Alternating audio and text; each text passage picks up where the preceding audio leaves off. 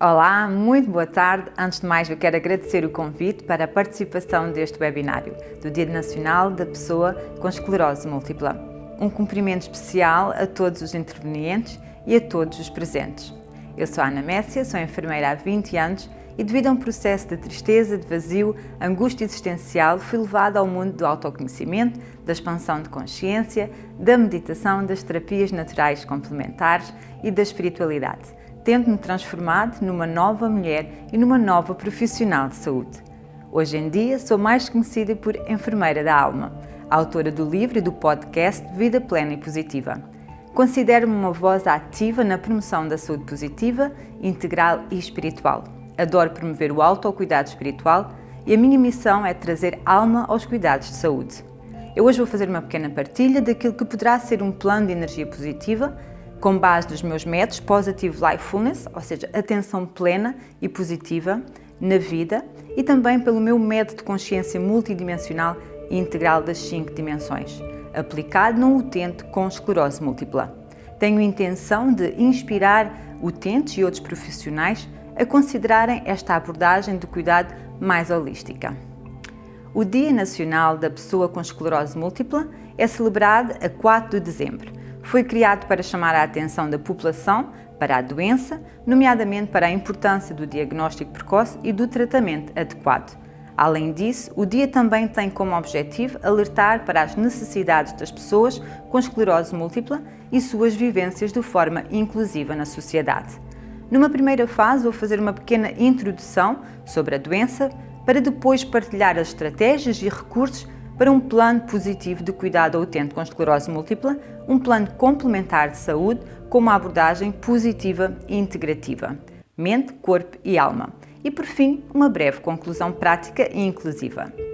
A esclerose múltipla é uma doença crónica, autoimune, inflamatória e degenerativa, que afeta o sistema nervoso central, afeta particularmente a mielina, uma bainha que rodeia, alimenta e protege e isola eletricamente as tensões dos neurónios, permitindo uma rápida transmissão de impulsos. O mecanismo da doença assenta num erro do sistema imunitário que leva a que a mielina seja considerada como um corpo estranho e seja atacada. A esclerose múltipla manifesta-se de diferentes formas e cada diagnóstico é único. As formas remitentes, 85% dos casos é típica em jovens adultos, que ocorrem em surtos sucessivos sem progressão contínua da doença. Uma outra forma é a forma primária progressiva. As formas primárias progressivas, onde 15% dos casos e típicas acima dos 40 anos, em que a doença evolui de forma lenta, mas progressiva.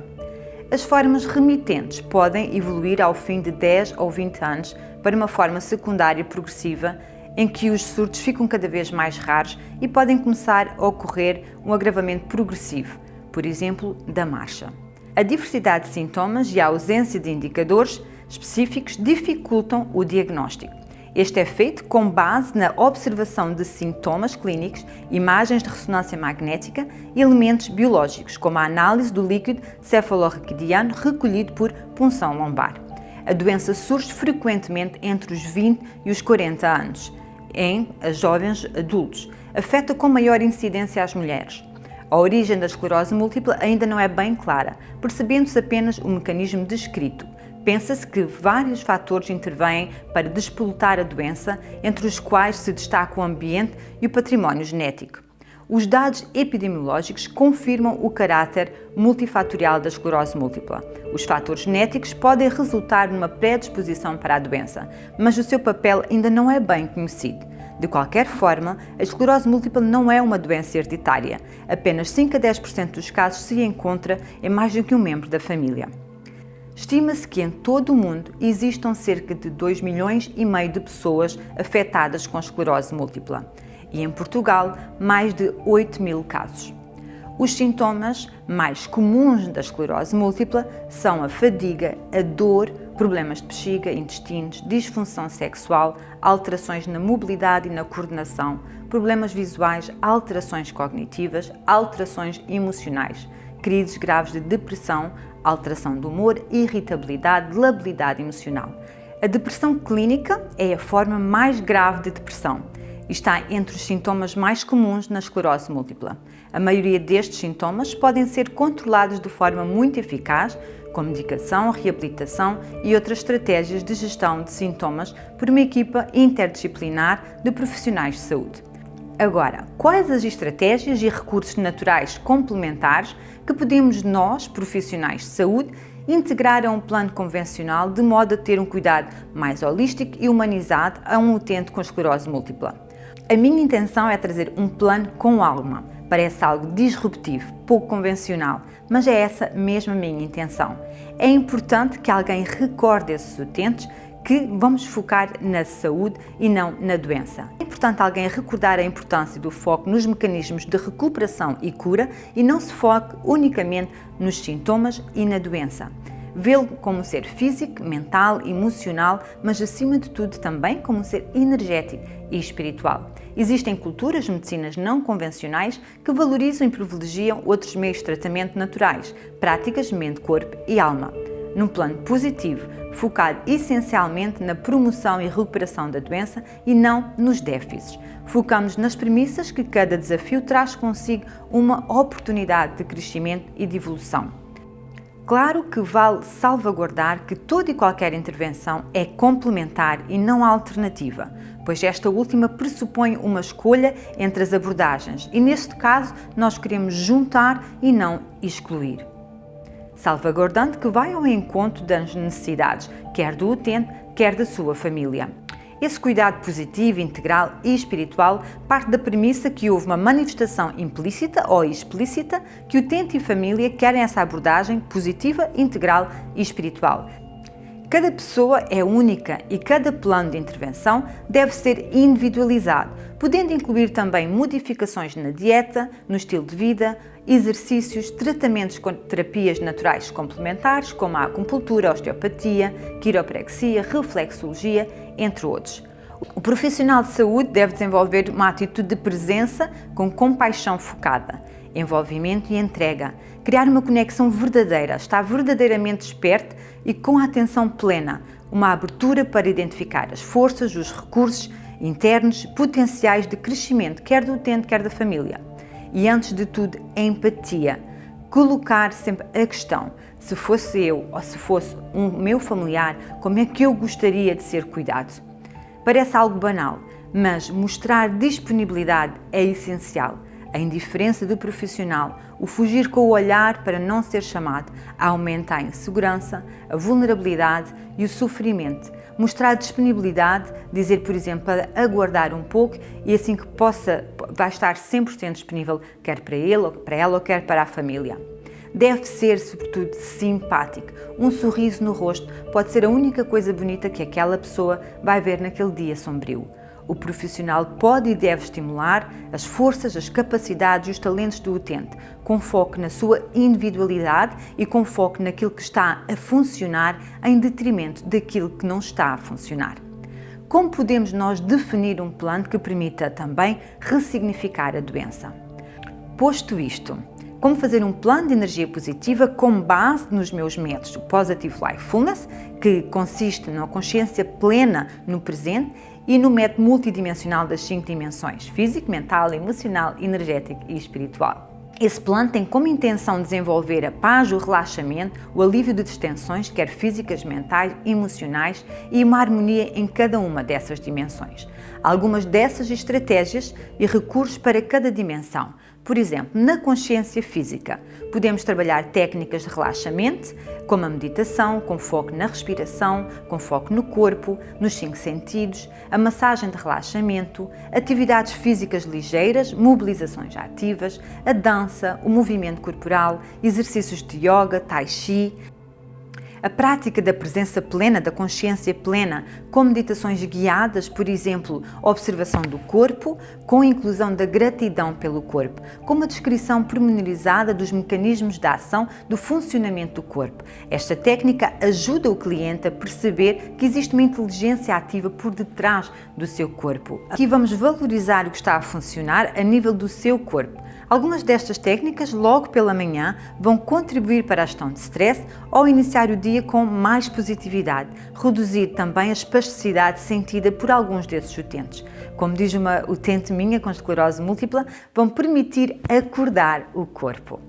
A nível da consciência mental e dos pensamentos, educar para estar mais consciente dos pensamentos, identificar os pensamentos ruminantes e recorrentes e classificar os mesmos como limitadores ou como expansivos. Usar, por exemplo, a técnica do elástico no pulso e sempre que der por si a ter um pensamento limitador, puxar o elástico.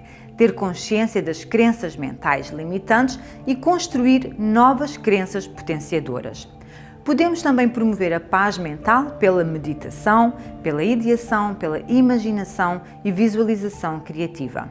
Levá-la à criação de autodeclarações, de mantras positivos de empoderamento, usar o poder das cores, das mandalas, a musicoterapia, na promoção da cura interior e do bem-estar. Devemos promover a valorização das pequenas conquistas. E porque influencia muito o estado psicológico, isto é particularmente importante uma vez que esses utentes têm uma grande predisposição para desenvolver a depressão. A nível, por exemplo, da consciência emocional, dar prioridade à expressão dos sentimentos, dar a conhecer o significado e a mensagem por trás de cada emoção, promover a coerência coração-cérebro pela gratidão, pelo amor, pela compaixão. Este mecanismo promove a libertação de hormonas de felicidade e bem-estar.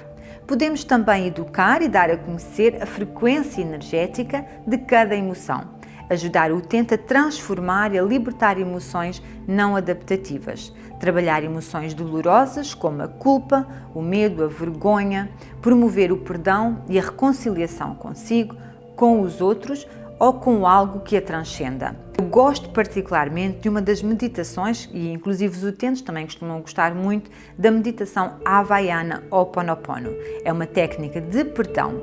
Costumo utilizar também concomitantemente com uma técnica de libertação emocional. O EFT é uma técnica de libertação emocional sem agulhas, uma técnica que deriva da acupuntura. Agora, a nível da consciência energética, existem práticas e sistemas médicos que reconhecem a dimensão energética do corpo. A medicina tradicional chinesa trabalha com os meridianos de energia. Por exemplo, a medicina Ayurveda, originária da Índia, considera a existência de uma energia vital chamada de prana, que circula através dos nadis. O Reiki é uma prática terapêutica também que envolve a canalização de uma energia universal, Rei, para uma energia Ki, energia vital. A medicina energética é uma medicina que integra vários conceitos de energia entre física quântica e sistemas energéticos. Aqui pode haver um ensino sobre os diferentes sistemas energéticos, promover o conhecimento sobre os diferentes chakras e como fazer a sua harmonia e o seu equilíbrio em relação ao corpo físico e emocional. Incentivar, por exemplo, a conhecerem mais sobre a medicina energética, de modo a promover esse equilíbrio de energia. Tudo é energia, logo tudo influencia a energia do nosso corpo. Passa por educar também para a alimentação, para a promoção de hábitos saudáveis de saúde, repouso, atividade, práticas de relaxamento, práticas de consciência respiratória, o poder da intenção, declarações quânticas. Na atualidade, percebe-se também um desencantamento geral pelos sistemas religiosos tradicionais. Estes já não dão resposta ao questionamento espiritual individual, havendo uma busca cada vez mais crescente da população por informação que lhes traga respostas a esse questionamento existencial, como, por exemplo, quem sou eu, o que é que eu faço aqui, qual é a minha missão de vida, qual é o meu propósito de vida, qual é o propósito desta doença, o que é que eu posso aprender com isto. Existe a procura de crenças espirituais menos punitivas e castradoras, que se percepcionem o indivíduo como um co-criador da sua realidade e não como um mero espectador do seu destino. Existe a necessidade de alcançar a realização pessoal, a paz, a esperança, o sentido e significado de vida. Assim surge também uma necessidade do profissional de saúde informar sobre o que é o cuidado espiritual, para fazer face às necessidades sobre o significado e sentido dos seus clientes. Na consciência espiritual podemos validar e desocultar quais são as crenças espirituais individuais de cada ser. Perceber se essas são positivas, adaptativas e construtivas para o seu processo de reabilitação e de recuperação. Perceber se o utente se encontra forças, por exemplo, nos anjos, nos arcanjos, nos santos, na Nossa Senhora, no Jesus, mestres espirituais, elementais da natureza. E podemos também encaminhar os nossos utentes para alguém específico que lhe possa dar esse apoio espiritual. Devemos também, como por exemplo, promover a oração, a meditação, permitir e incentivar que façam as suas práticas e cerimónias religiosas aos espirituais. E estimular a desidentificação com a doença. A pessoa não é a doença. A doença não define aquela pessoa. Também não são os sintomas que definem aquela pessoa.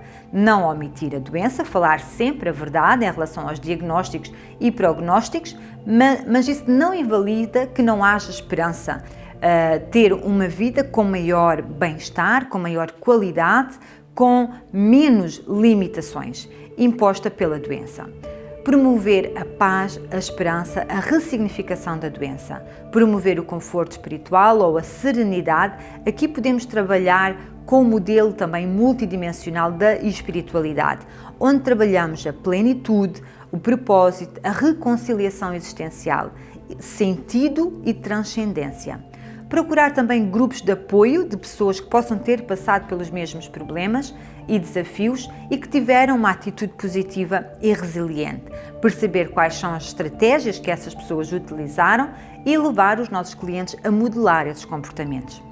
Alguns utentes verbalizam, sobretudo, que são nesses momentos de grande vulnerabilidade, de desafio e de confronto com a sua mortalidade que redescobrem o sentido da vida e que passam a viver em milagre. Passam a valorizar tudo e todos, a viver o momento presente.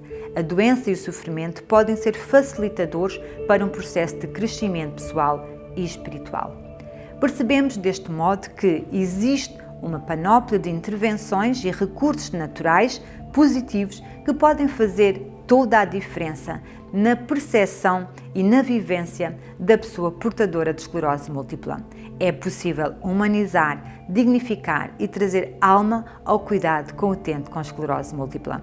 Basta haver uma predisposição por parte dos profissionais de saúde e, claro, que faça sentido aos utentes e familiares. Espero que tenha feito sentido a minha partilha. Sem mais assunto, de momento despeço-me, votos de continuação de um feliz dia e Namastê!